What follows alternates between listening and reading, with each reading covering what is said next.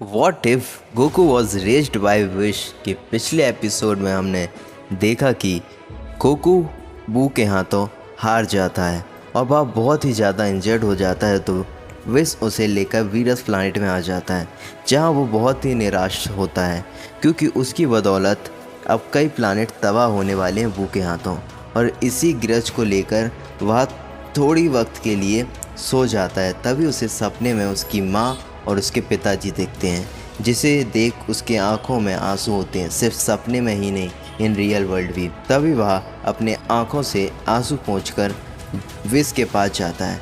अब हम आगे देखते हैं तो हम देखते हैं कि गोकू विश के पास जाकर उससे कहता है, ओ विश, मैं जानता हूँ कि बू को मैं ख़त्म करना चाहता हूँ, पर क्या तुम उसे कुछ समय के लिए कैद कर सकते हो ताकि कम से कम अगले 10 सालों तक वो कोई भी प्लानिट तबाह तो ना करे? और क्या तुम मुझे ट्रेनिंग दे सकते हो? मैं उस बू को अपने हाथों से ख़त्म करना चाहता हूँ। विश इस बार बहुत ही खुश होता है क्योंकि वो चाह रहा होता है कि गोकू मेंटली मैच्योर हो जाए, और यह वही वक्त था जो आ चुका था और वह इसके लिए तैयार हो जाता है। पर वह बू को कंटेन नहीं करता, बल्कि वह गोकू को हाइपरबॉलिक टाइम चैम्बर में, जो कि उसका वर्जन होता है, वह उसे 5 दिनों के लिए ले जाता है, जहां पर 5 साल बीतते हैं और रियल वर्ल्ड में 5 दिन हो रहे होते हैं। और गोकू 5 सालों तक लगातार ट्रेनिंग कर रहा होता है।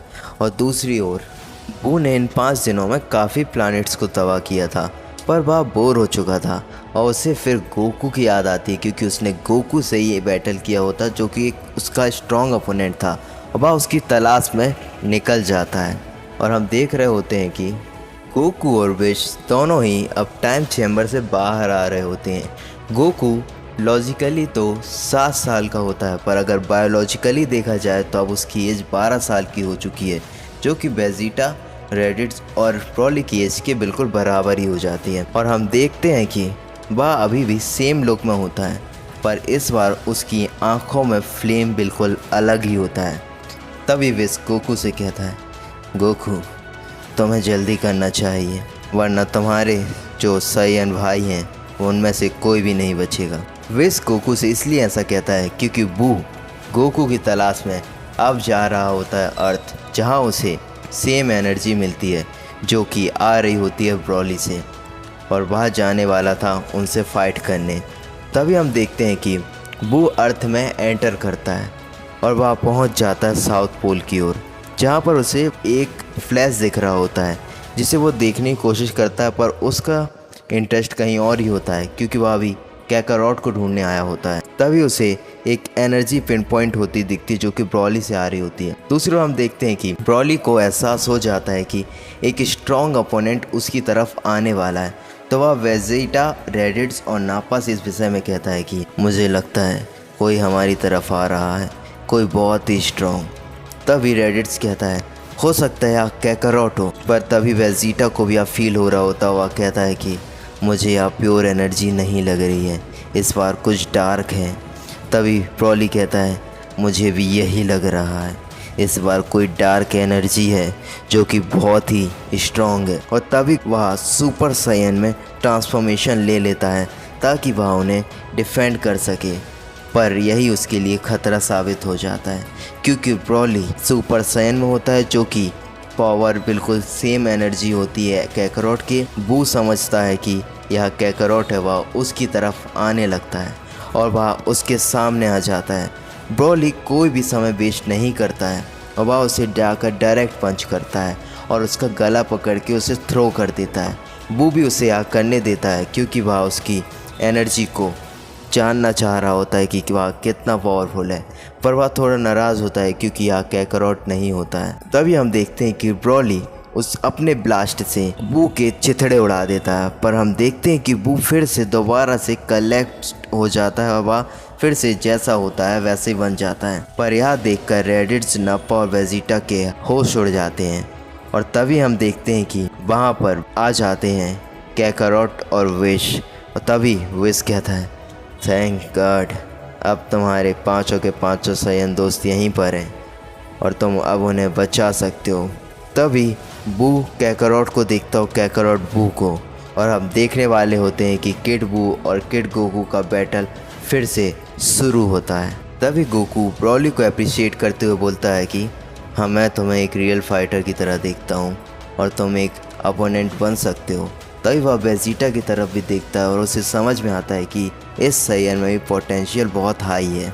तभी गोकू सुपर सैयन में ट्रांसफॉर्मेशन ले लेता है और इसे देख रेडिट्स कहता है कि क्या यही वही कैकरोट है? वेजिटा उससे कहता है तो वही, और इसका ऑरा इस बार डिफरेंट है। जिस बार मैंने देखा था इसके सिल्वर हेयर थे, पर इस बार येलो हेयर्स हैं और यहाँ एक सुपर सैयन ट्रांसफॉर्मेशन में है। तभी हम देखते हैं कि ब्रॉली भी बू से लड़ाई को रोक लेता है और वह उसे जाने देता है और वह सब कुछ कैकरोट पर छोड़ देते हैं। तभी गोकू बू को जाकर डायरेक्ट मुंह में पंच करता है, पर बू भी उसे पंच करने देता है और वह फिर से एक ईमेल स्मग देता है और स्माइल देता है और वह उसे बस घूरता रहता है। तभी बू की आंखों में एक डर नज़र आता है क्योंकि उसके नाक से नोज़ ब्लडिंग हो रही होती है। वह यह देख हैरान रहता है क्योंकि पिछले 5 दिन पहले ही जब उसने उससे फाइट किया था तब बू को वह एक खरोच नहीं दे पाया था और अब सिर्फ एक पंच ने उसको खूना खच कर दिया था। और यह सब देख वह बिल्कुल ही हैरान हो जाता है। तभी वेस गोकू से कहता है, गोकू तुम जानते हो ना, तुम सिर्फ ब्रूटल फोर्स से वो को नहीं हरा सकते हो। अगर तुम्हें इसे ख़त्म करना है तो तुम्हें इसे पूरी तरह से वेपराइज करना होगा, इसके कण कण मिटाने होंगे तुम्हें। तभी गोकू कहता है, हाँ मैं जानता हूँ विश, पर मैं इसे इस तरह से ख़त्म नहीं करना चाहता हूँ। तभी विश कहता है, तुम्हें इसे ख़त्म करने के लिए एक पूरे अर्थ को ख़त्म करने जितनी पावर को इकट्ठा करना होगा। तभी गोकू कहता है, मैं इस प्लानिट को ख़त्म नहीं करना चाहता हूँ, मैं बस इसको ही ख़त्म करना चाहता हूँ। तभी विश कहता है, पर तुमने अभी तक अपने अल्ट्रा इंस्टिंक्ट फॉर्म का यूज़ क्यों नहीं किया है?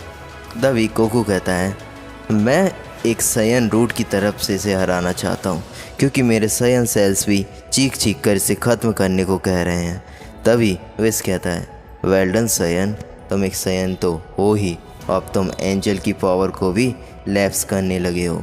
तभी गोकू और बू घमासान युद्ध करने लगते हैं। दोनों एक दूसरे पर लगातार वार पर वार किए जा रहे होते हैं और इससे कोई डैमेज ना हो ऐसा हो ही नहीं सकता है और आसपास की काफ़ी चीज़ें डिस्ट्रॉय होने लगती हैं। सभी साइंस खड़े होकर वहां देख रहे होते हैं, जो कि साइंस वेजिटा, रेडिट्स, नप्पा आज तक स्लेव बन के फ्रीज़ा के काम कर रहे थे, अब वह एक ग्रेटेस्ट बैटल के विटनेस बन चुके थे। यह नज़ारा उन्हें मोटिवेशन देने के लिए काफ़ी होता है कि वह कैकरोट जितनी पावर पर आ सकते हैं। दूसरी ओर हम देख रहे होते कि ब्रॉली भी यही सब देख रहा है और उसके दिमाग में अलग ही एक कल्पना होती है कि वह उससे लड़ना चाहता है। तभी हम देखते हैं कि बू उसे किक पर किक करता है जिससे गोकू एटमॉस्फेयर के बाहर चला जाता है और वह अल्ट्रा इंस्टिंक्ट ओमेन फॉर्म में आ जाता है।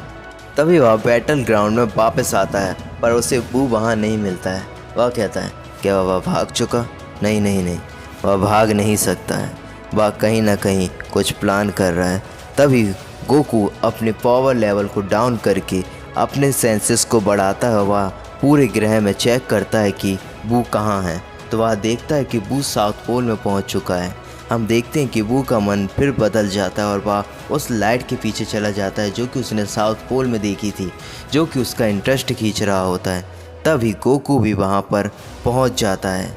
वह फ्लैश की तरह बिल्कुल उसके करीब होता है। जैसे ही गोकू बू के पास पहुँचता है, बू उसे धक्का देकर फिर लाइट की तरफ भागने लगता है।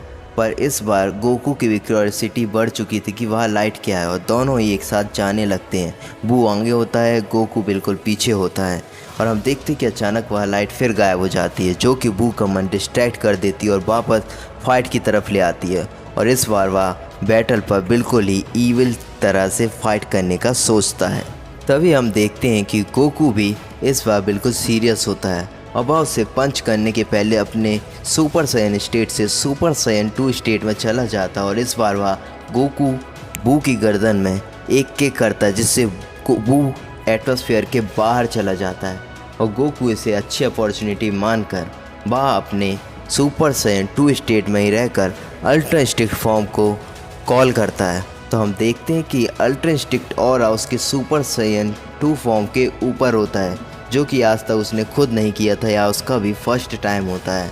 वह तभी एक स्प्रिट बॉम्ब बनाने लगता है जो कि सुपर स्प्रिट बॉम्ब होता है।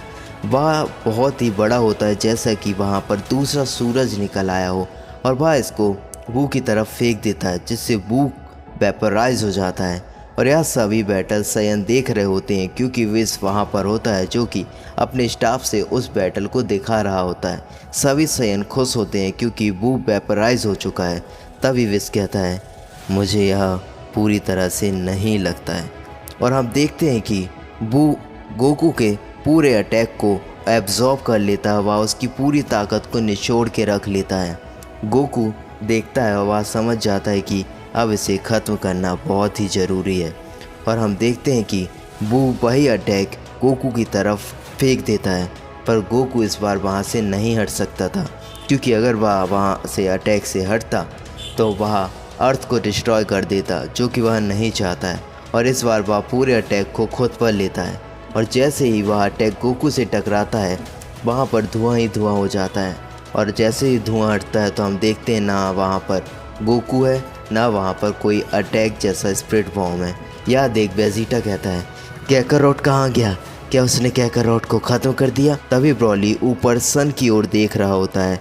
तभी वह चिल्लाता है वो देखो, और हम देखते हैं कि इस बार एक अलग ही ऑरा निकल रहा होता है।